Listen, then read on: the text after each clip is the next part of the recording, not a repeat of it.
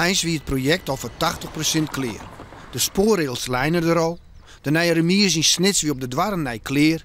En de locomotief uit Zwitserland wie door de vrijwilligers voor het slijn renoveren.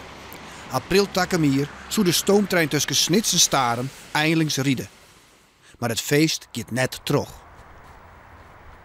Als er een uitweg was, dan hadden we die gevonden. Wij hebben de afgelopen weken, dag en nacht, zijn we bezig geweest met partijen om een oplossing te zoeken, in welke vorm dan ook.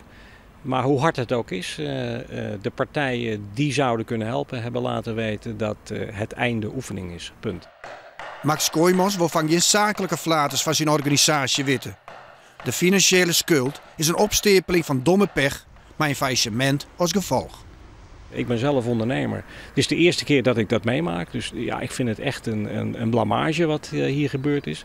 Is het misschien een handige truc van de stichting Cels om van de schulden af te komen en dan toch die terugstart te maken? Ik snap de vraag. Ik kan gewoon iedereen eerlijk aankijken. Wij halen geen trucken uit. De mensen die ons kennen, die weten dat wij het spel netjes spelen. Bovendien zou dat buitengewoon dom zijn.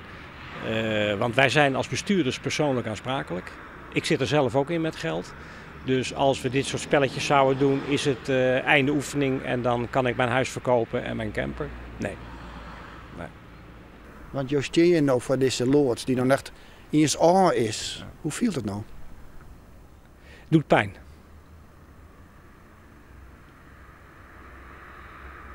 Ja, dat moet ik er verder over zeggen. Dat doet gewoon pijn. Ik kan ook moeilijk kijken. Het is goed dat ik met mijn rug er naartoe sta, want dat doet echt zeer.